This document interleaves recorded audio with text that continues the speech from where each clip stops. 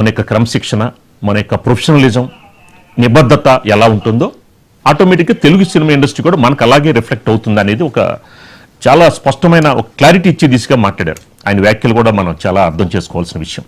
ముఖ్యంగా తెలుగు సినిమా ఇండస్ట్రీకి రావాల్సిన వాళ్ళకి ఒక విధంగా ఇన్స్పిరేషనల్ డైలాగ్స్ చిరంజీవి గారు మాట్లాడిన వ్యాఖ్యలు. ఇక ఈ అంశంతో మాట్లాడుతూ కూడా కాస్టింగ్ కోచ్ అంశాన్ని కూడా ఆయన ప్రస్తావించారు. అసలు కాస్టింగ్ కోచ్ అనేది తెలుగు సినిమా ఇండస్ట్రీలో లేదు అనేది. అంటే మీరు పాజిటివ్గా ఉంటే పాజిటివ్గా ఉంటుంది, నెగిటివ్గా ఉంటే నెగిటివ్గా ఉంటుంది. మంచి చెడు అన్ని చోట్ల ఉంటాయి, మీరు మంచిని తీసుకోండి అన్న వేలో కూడా చిరంజీవి గారు మాట్లాడడం జరిగింది. ఈ రోజున ఆయన వ్యాఖ్యలు ఇప్పుడు తెలుగు సినిమా ఇండస్ట్రీకి రావాల్సిన వాళ్ళకి, అలాగే ఇండస్ట్రీలో ఉన్న అప్కమింగ్ డైరెక్టర్స్ అనుకోవచ్చు, మిగతా రైటర్స్ అనుకోవచ్చు, వాళ్ళందరికీ కూడా ఒక ఇన్స్పిరేషనల్ డైలాగ్స్ చిరంజీవి గారు మాట్లాడింది. ఇదే అంశానికి సంబంధించి ఈరోజు మనతో డిబేట్లో పాల్గొనడానికి రామ్ సత్యనారాయణ గారు, నిర్మాత గారు, అలాగే పవన్ సినిమా విశ్లేషకులు, అలాగే హేమ గారు సినీ యాక్టర్, ఆవిడ కూడా జాయిన్ అవుతారు. ముందుగా రామ్ సత్యనారాయణ గారు, నిర్మాత గారు, వెల్కమ్ సార్, వెల్కమ్ టు మహా డిబేట్. నమస్తే సార్. రామ్ సత్యనారాయణ గారు, నిన్న చిరంజీవి గారు చేసిన వ్యాఖ్యల్ని ఎలా చూడొచ్చు? ఒక విధంగా చాలా ఇన్స్పిరేషనల్ డైలాగ్స్, ఏమంటారు? చాలా పాజిటివ్ తీసుకోవాలండి.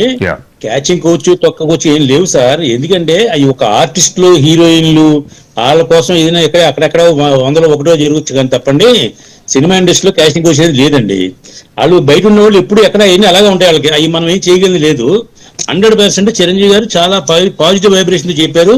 ఆయన ఎంత ఆనందంగా ఉన్నారో అంత ఆనందంగా ఉన్నారు ఈ సినిమా సూపర్ హిట్ అవడం కోసం.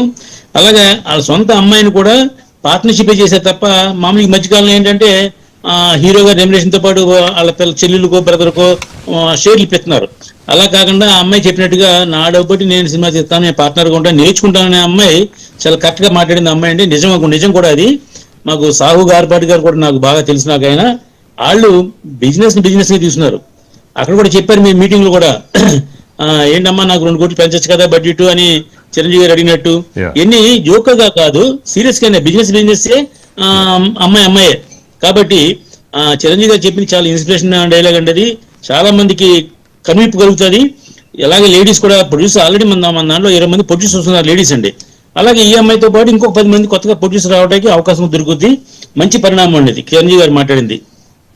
నెక్స్ట్ పవన్ గారు, ఏంటి చిరంజీవి గారి వ్యాఖ్యలు ఎలా చూడొచ్చు? నమస్తే అండి, మీకు మహా టీవీ ప్రేక్షకులకు కూడా, అలాగే హ్యాపీ రిపబ్లిక్ డే. నిజంగా ఒక ఇండిపెండెన్స్ అండ్ రిపబ్లిక్ డే రోజున రాజ్యాంగం దినోత్సవం మనం జరుపుకునేటప్పుడు నిజంగా ఒకసారి మనం ఈ సెక్షన్స్ గురించి కానీ వాటి గురించి కానీ మాట్లాడుకుంటే ఎవరు ఎవరిని ఫోర్స్ చేయరండి. ఎందుకు చెప్పాను అంటే అంటే ఈ రిపబ్లిక్ డే రోజు ఒక మంచి టాపిక్ తీసుకొచ్చారు. నేను గతంలో కూడా చాలా మంది యాక్టర్స్ ని ఇంటర్వ్యూ చేసినప్పుడు ఈ పాయింట్ కూడా అప్పట్లో బాగా 2015-16 మధ్యలో ఒక విప్లవం లాగా వచ్చింది.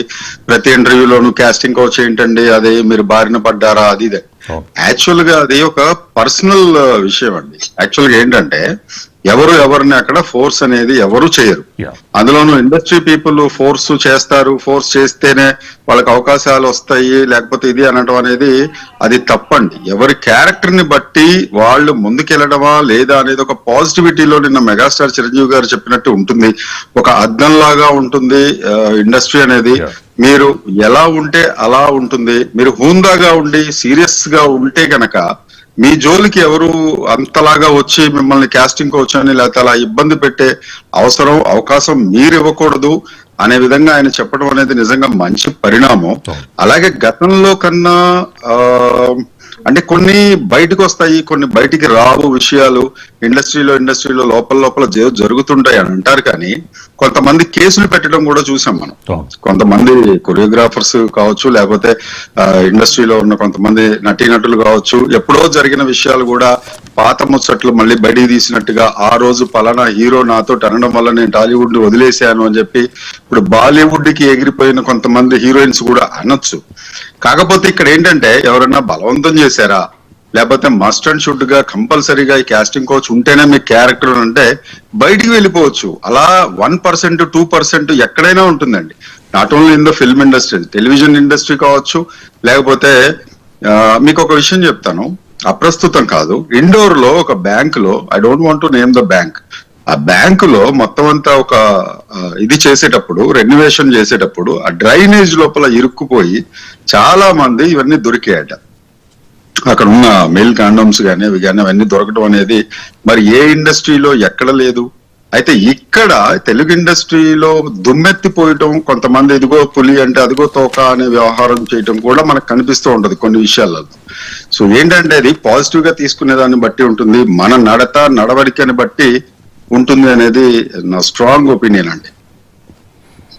నెక్స్ట్ హేమ గారు మనతో జాయిన్ అయ్యారు. హేమ గారు నమస్తే. నమస్తే అండి. ముందుగా అందరికి గణతంత్ర శుభాకాంక్షలు. హేమ గారు నిన్న చిరంజీవి గారు చేసిన అయితే మనకి ఇప్పుడు సార్ వాళ్ళు సత్యనారాయణ సార్ గాని ఇంకా సార్ చెప్పడం ఏంటంటే ఎంతసేపటికి ఇలాంటి ఏమీ లేవు అని చెప్పేసి అంటున్నారు. కానీ 100% ఉందండి. మాక్సిమం 98% ఉంది. ఆడవాళ్ళుగా వెళ్ళినప్పుడు అది మాకు తెలుస్తుంది. ఈవెన్ దో కొన్ని ఇంటర్వ్యూలలో వచ్చేసి మన రమ్యకృష్ణ గారు కూడా చెప్పారు, ఖచ్చితంగా కాస్టింగ్ కౌచ్ అనేది ఉన్నది, ఇది ప్రాబ్లమ్స్ ఉన్నాయి. చిన్మయ్య గారు కానీ చాలా మంది ఉన్నారండి. అది మీకు ఒక మగవాళ్ళుగా ఏంటంటే ఇది మన దేశం అనేది మేల్ డామినేటింగ్ అని, మేల్ డామినేట్ లో ఉన్నప్పుడు మీరు వచ్చేసి ఆడవాళ్ళ దగ్గర ఏం ప్రాబ్లం జరుగుతున్నాయి అనేది కొంతమందికి తెలియకపోవచ్చేమో కానీ 98% సినిమా అవకాశాలు కావాలి అంటే ఖచ్చితంగా వచ్చేసి వాళ్ళు చెప్పినట్టుగా వినాలి, వాళ్ళ చెప్పు చేతుల్లోనే ఉండాలి. ఎందుకు ఈ రోజు వచ్చేసి కొన్ని సినిమా ఇండస్ట్రీలో అంటే కొన్ని సినిమా బ్యానర్లు పెద్దవాళ్ళే మాత్రమే ఎందుకు నడుస్తున్నాయి, వాళ్ళు చెప్పినట్టుగా వింటున్నారు కాబట్టి కొంతమంది. అదే విధంగా తెలంగాణ తెలుగు ప్రజలలో వచ్చేసి తెలుగు అమ్మాయిలకు ఎందుకు అవకాశం ఇవ్వలేకపోతున్నారు? ఎందుకంటే తెలుగు వాళ్ళు వచ్చేసి అన్ని రకాలుగా ఒప్పుకోరు కాబట్టే కదా తెలుగులో అమ్మాయిలు తక్కువగా ఉంటారు హీరోయిన్స్ గా గానీ. సో వేరే బాంబే నుంచి ఎందుకు వచ్చేసి హీరోయిన్స్ ఇక్కడ అంతగానో ఎదుగుతారు? బాంబే, బెంగళూరు అయితే మన తెలుగు అమ్మాయిలకి అందంగా లేరా? లేకపోతే తెలుగు అమ్మాయిలు వచ్చేసి యాక్టింగ్ చేయలేరా? లేకపోతే తెలుగు అమ్మాయిలు అర్హత లేదంటారా? అందం లేదంటారా? దేంట్లో తక్కువ చెప్పండి. మరి ఎందుకు ఇదే ఈ పెద్దలు ఇంతమంది ఉన్నారు కదా, ఈ రోజు చిరంజీవి గారే చెప్తున్నారు అలాంటిది ఏమీ లేదన్నారు. మరి చిరంజీవి గారు ఎందుకు వచ్చేసి మన తెలుగు అమ్మాయిలే కావాలి, బయట అమ్మాయిలతో యాక్టింగ్ చేయను అని చెప్పేసి ఎందుకు చెప్పలేరు ఇప్పటిదాకా? ఓన్లీ మీకు కావాల్సింది బాంబే ఆర్టిస్టులు, బెంగళూరు ఆర్టిస్టులు, లాస్ట్ కి వచ్చేసరికి తమిళనాడు నుంచి కూడా తీసుకొస్తారు. మరి హైదరాబాద్ అమ్మాయిలు ఎక్కడా? మన తెలుగు అమ్మాయిలు ఎక్కడా? ఇప్పటిదాకా ఎందుకు వాళ్ళకి అవకాశాలు రావు? 100% మీరు అన్నట్టుగా కొన్ని దగ్గర అనేది అయితే 100% తప్పండి. 98% ఈ ప్రాబ్లం ఉన్నది. మేల్ డామినేటింగ్ అనేది ఎక్కడ చూసుకున్నా గానీ ఇది మామూలుగా స్వీపర్ ఊడ్చే పని చేసే అమ్మాయిల దగ్గర నుంచి సినిమా అమ్మాయిలు రాజకీయాల వరకు కూడా ఉందండి ఇది. అది మీరు లేదు అనడం మాత్రం 100% తప్పు. ఈ విషయంలో మాత్రం నేను ఎవరు మాట్లాడినా గానీ నేను అంగీకరించలేను.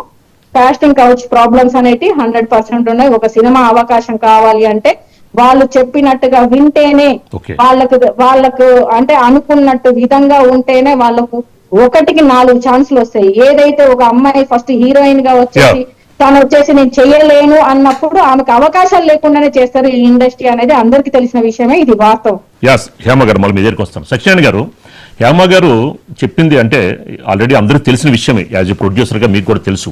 అంటే అది చిరంజీవి గారి దాకా వెళ్ళి ఉండకపోవచ్చు. చిరంజీవి గారు కాస్టింగ్ కౌచ్ అనేది లేదు అన్నారు, మరి ఆయన దృష్టికి వెళ్ళింది లేదు తెలియదు. కానీ ఇప్పుడు హేమ గారు చెప్పిన ప్రకారం ఇండస్ట్రీలో ప్రతి వాళ్ళకి తెలుసు, 98% ప్రతి వాళ్ళకి తెలుసు కాస్టింగ్ కౌచ్ అనేది ఉన్నది అనేది హేమ గారు చెప్పడం కాదు, ఇండస్ట్రీలో మీకు కూడా తెలుసు.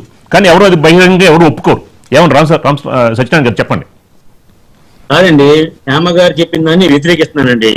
ఇప్పుడు ఇండస్ట్రీలో అందరికీ తెలుసు సత్యనారాయణ గారు. ఇప్పుడు అంటే చిరంజీవి గారు మనం గౌరవించాలి, ఆయన వ్యాఖ్యలు మనం గౌరవించాలి, ఓకే. ఇప్పుడు యాజ్ ఏ మహిళగా హేమ గారు చెప్పింది మాత్రం చాలా మంది అవకాశాల కోసం వచ్చారు, చాలా అవమానాలు పడ్డారు, కొంతమంది తట్టుకుని ఉన్న వాళ్ళు ఉన్నారు, కొంతమంది వెళ్ళిపోవడం కూడా జరిగింది రిటర్న్. ఏమంటారు సార్? ఇక్కడ టాలెంట్ ముఖ్యం అండి. కాస్టింగ్ కోచ్ ఇచ్చిన మాత్రమే హీరోయిన్ గా పెట్టిస్తుంటారండి. అంటే టాలెంట్ అంటే వేరే రాష్ట్రాల నుంచి తీసుకొచ్చిన వాళ్ళకి టాలెంట్ ఉందా? మన లోకల్ వాళ్ళకి టాలెంట్ లేదా సత్యనారాయణ గారు? కాదండి, నటన వచ్చిన వాళ్ళకి కాస్టింగ్ కోచ్ అక్కలేదు, ఇంకోటి అక్కలేదండి. నటన రాని వాళ్ళకి ఈ ప్రలోభాలు పెట్టి ఆవిడ ప్రలోభాలు పెడతారేమో తప్ప యువతల వాడు డైరెక్టర్ గాని పెద్ద ప్రొడ్యూసర్ గాని డెఫినెట్ గా నటన రాని వాళ్ళు ఎంత క్యాచింగ్ కోచ్ చేసినా ఇంకోటి చేసినా కూడా వాళ్ళు యాక్సెప్ట్ చేయరు. రామ్ సత్యనారాయణ గారు, మరి వేరే రాష్ట్రం నుంచి తీసుకొచ్చుకుంటున్నారు, వాళ్ళకి తెలుగు భాష రాదు, వాళ్ళకి హిందీలో కన్వర్ట్ చేసి చెప్పాలి, మరి వాళ్ళు మనకన్నా వాళ్ళు ఎక్కువగా అంటే ఒక నటనలో వాళ్ళు జీవిస్తున్నారంటారా? మీరు చెప్పే వ్యాఖ్యలు అంటే మన తెలుగులో ఉన్న